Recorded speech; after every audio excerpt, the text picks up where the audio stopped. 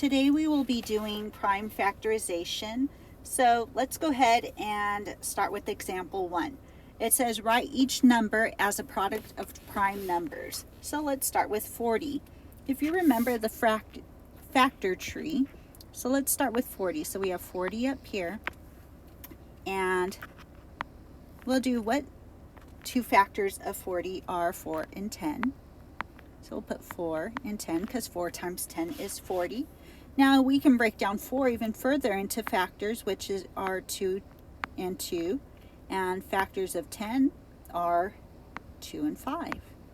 Therefore, our prime factors for 40 would be 2 times 2 times 2 times 5, because it said write the product of the prime numbers. So we have the prime numbers of 40 are 2 times 2 times 2 times 5. Let's go to 63. We have 63.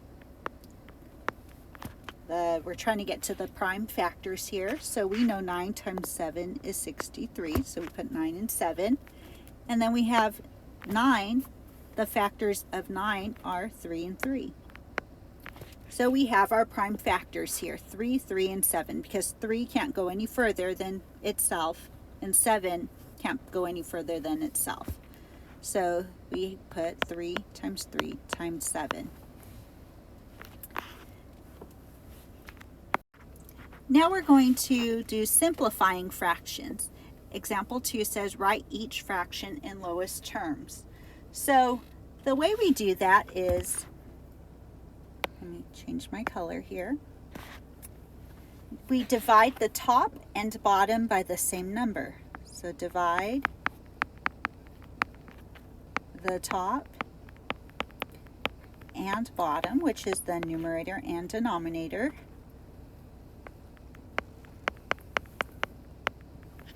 by the same number. And preferably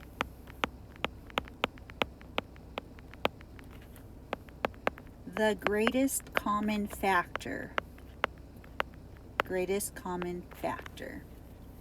So let's start with A, 25 over 50. What is the greatest common factor between 25 and 50? Well, that would actually be 25. So let's divide by 25. We divide the top and bottom. So 25 divided by 25 is 1.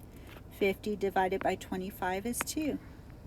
So we have just got this fraction, wrote this fraction in lowest terms. You might have previously heard it as reducing the fraction. So we just reduced it to lowest terms. Let's do B, 42 over 49. What is the greatest common factor? The greatest common factor between 42 and 49 is 7. So let's divide by 7. So 42 divided by 7 is 6. 49 divided by 7 is 7. Let's go ahead and go to C, 88 over 20. What is the greatest common factor between 88 and 20? It is 4. So let's go ahead and divide by 4. We divide the top number and the bottom number, the numerator and denominator, by 4. 88 divided by 4 is 22. 20 divided by 4 is 5. Our answer is 22 over 5. Now let's go to C, multiplying fractions. Now when we multiply fractions, we will cancel out common factors. So cancel out common factors that are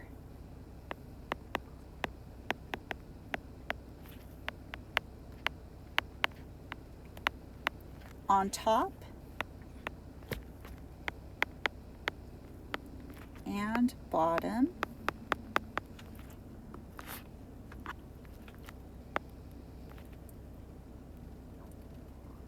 of either fraction, so in parentheses,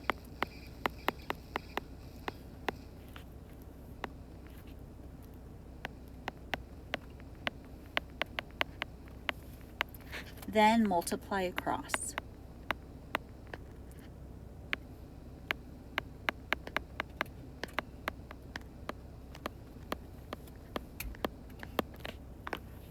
So example 3 says multiply each of the following, leave answers in simplest form. So remember, when we multiply fractions, we will cancel out the common factors that are on the top and bottom of either fraction and then multiply across. So let's do that for A. So we look and see, can we cross cancel here? Can we cross cancel anything between the 5 and 15? Yes, we can. So we have the 5 and 15. So what is that? So let's see. 5 goes into 5 one time, so we'll do 1. 5 goes into 15 3 times. So 2 times 1 is 2. 3 times 13 is 39. So you multiply the two numbers in the numerator, the top number, and you multiply the two numbers in the denominator, 39.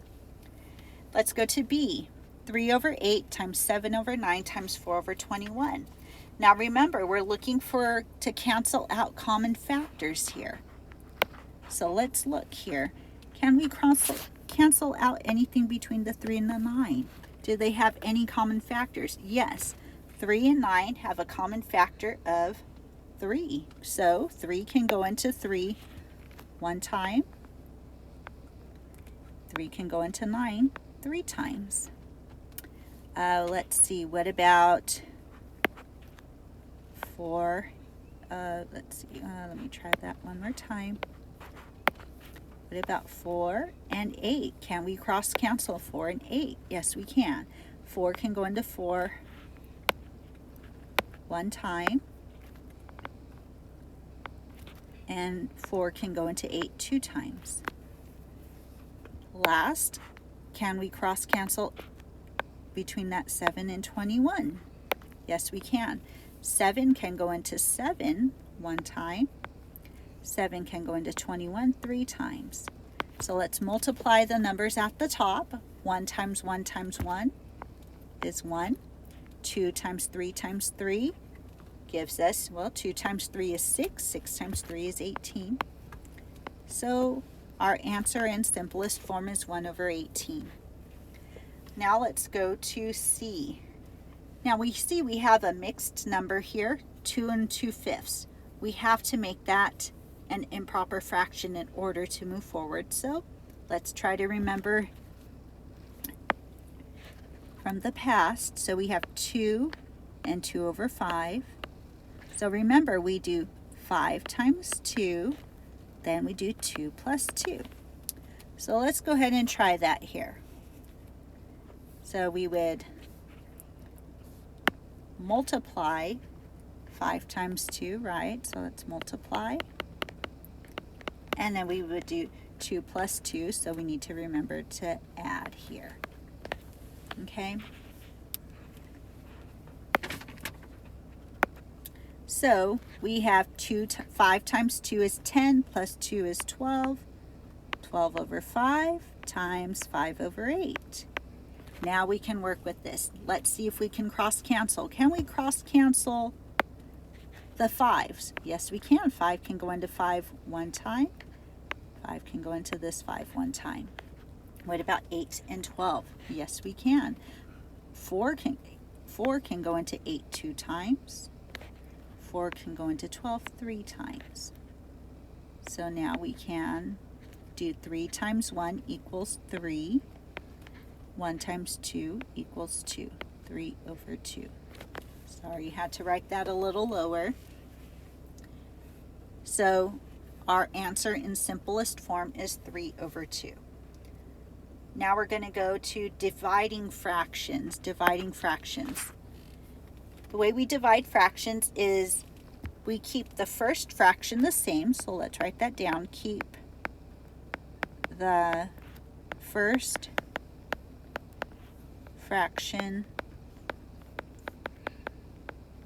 the same.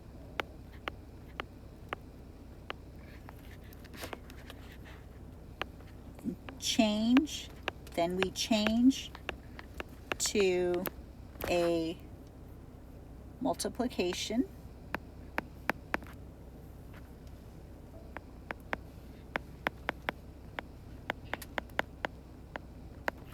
and flip the second fraction.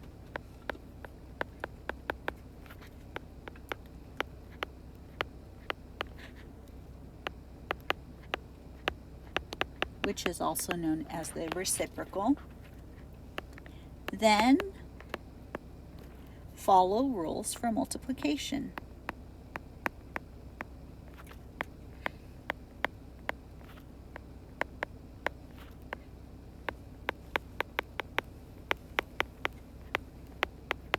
Let's go ahead and move on to letter A.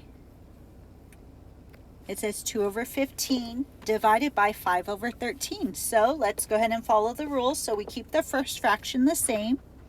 So we have 2 over 15.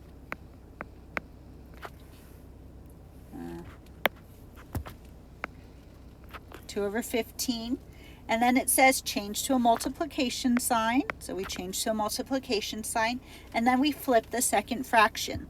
The second fraction here is 5 over 13. We're going to flip it to where 13 over 5. Now then we follow the rules for multiplication. Can we cross cancel anything? Well, 13 and 15, no. 2 and 5, no. So now we just multiply. 2 times 13 is 26. Multiply the top numbers. Then we multiply the bottom numbers. 15 times 5 is 75. So our answer is in simplest form. Let's go ahead and do B. 3 over 4 divided by 1 and 2 over 7. Now what we have to see is we have a mixed number just like we did when we multiplied on C. So let's go ahead and change this mixed number to, well, we know 7 times 2 and 1 plus 2. So 7 times 1, not 2. 7 times 1 is 7 plus 2 is 9. 9 over 7. So let's follow the directions. So keep the first fraction the same. Change to multiplication. Then flip the second fraction, which is 9 over 7. So we're going to flip it to 7 over 9. Now follow the rules for multiplication. Can we cross cancel? Yes, we can. 3 goes into 3 one time. 3 goes into 9 3 times. Can 4 and 7 be cross canceled? No. 1 times 7 is 7. 4 times 3 is 12. We have 7 over 12. Let's go to the next page.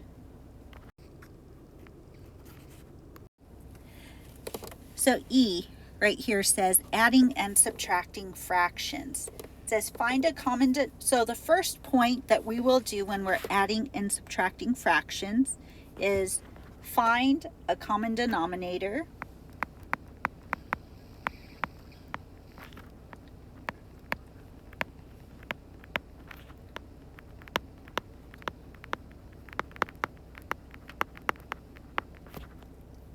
and rewrite fraction. And rewrite fraction.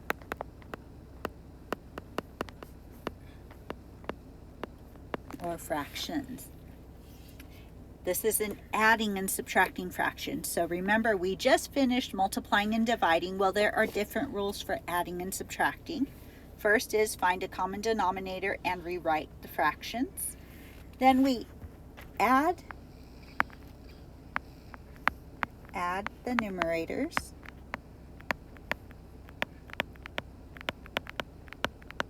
Don't change the denominators.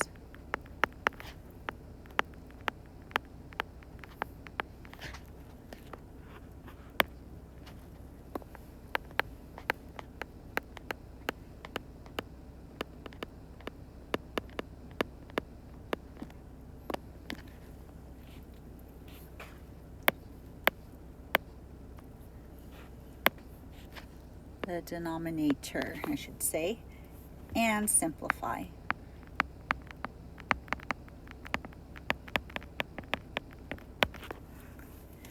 Okay, number 5. So it says, example 5 says, add or subtract each of the following, leave answers in lowest terms. So remember our rules for adding and subtracting fractions. We find a common denominator and rewrite the fraction. Then we add the numerators and we don't change the denominator. The denominator will stay the same. This is key. So remember, we add the numerators, we do not add the denominators. So let's go ahead and try A. 2 over 15 plus 11 over 15. So we add 2 plus 11, which is in the numerator, 13. And we leave our denominators. So we see our denominators 15, 15, so we leave it. We do not add those together. We do not change the denominator in adding or subtracting fractions. B, 2 over 15 minus 11 over 15. Well, we know our denominator stays the same, so we have 15 and 15. So we keep our 15. Now we have 2 minus 11, which is like a negative 11, so we end up with negative 9. Now, is this in lowest terms, or can we reduce it lower? We can definitely reduce it lower by dividing by 3, and we end up with negative 3 over 5. Now let's go to example 6. It says, fill in the box for each of the following. So we have 2 over 5 is equivalent to what number over 15? Well, we can see here that if we were to multiply by 3, that 5, we get 15. So if we multiply by 3 at the bottom, let's multiply by 3 at the top. 2 times 3 equals 6. So that 6 would go right there, right? I just put it in the box, so it kind of stands out more. Now let's do 7 times B. Let's do B. 7 times what equals 56? Well, 7 times 8. So if we do times 8 in the denominator in the bottom, let's do it at the top. 5 times 8 is 40. 40, and that 40 would go right there in that box. Now example C. Add or subtract each of the following. Leave answers in lowest terms. Now this is a little different. We saw in example 5 we had the same denominator, so we didn't have to do anything. And in filling in the box, our 6 was we were just trying to get equivalent fractions that if you multiplied by the same number, it just takes it up a little bit. Now we're doing adding or subtracting, but we have different denominators. So notice we have a 5 here and we have a 4. We cannot add those fractions without having common denominators. They have to have the same number in their denominator, just like we had up here. Notice right here we have the 15 and 15. That's why we were able to add those. So we have to get common denominators. So we have to see, what is the common denominator for A, 5 and 4? Well, the common denominator would be 20. And one way you can know is because 5 times 4 is 20. So there's a common denominator. So let's go ahead and change those to common denominators. So we have 20. We're going to change those to 20. How are we going to change those to 20? Well, similar to what we did in example C up here. We will do, well, we know that 5 times 4 is 20. Therefore, 2 times 4 would be 8. 4 times 5 is 20. Now we have to do 1 times 5 is 5. Then we add 8 plus 5 is 13 over 20. Let's go on to B.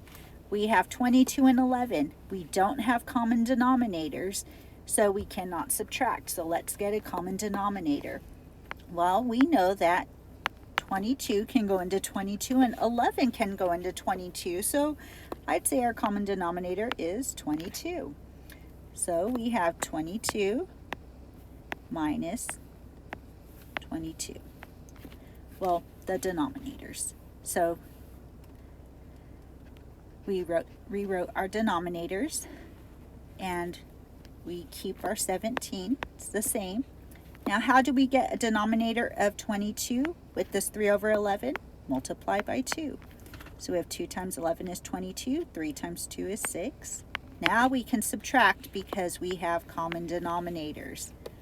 17 minus 6 is 11 over 22. Can we reduce that further? Yes, we can. It goes down to 1/2 because 11 divided by 11 is 1. 22 divided by 11 is 2. Let's go to C. What is our common denominator here? Let's see. We have 5, 15, and 10. So the common denominator here would be 30. So because we know 5 goes into 30, 15 goes into 30, and 10 goes into 30. So we are going to write 30 as our common denominator for all three fractions. So we know 5, let me erase this part.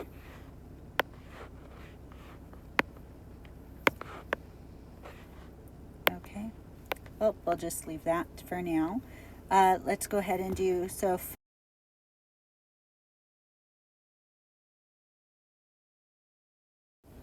5 times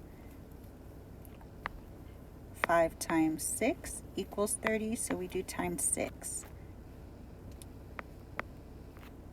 15 times 2, 4 times 2, 15 times 2 is 30, 4 times 2 is 8, 10 times 3 is 30, 1 times 3 is 3. So we have 12 plus 8 plus 3 equals, I'm sorry, we have a minus here. Let's go ahead and erase our minus sign here.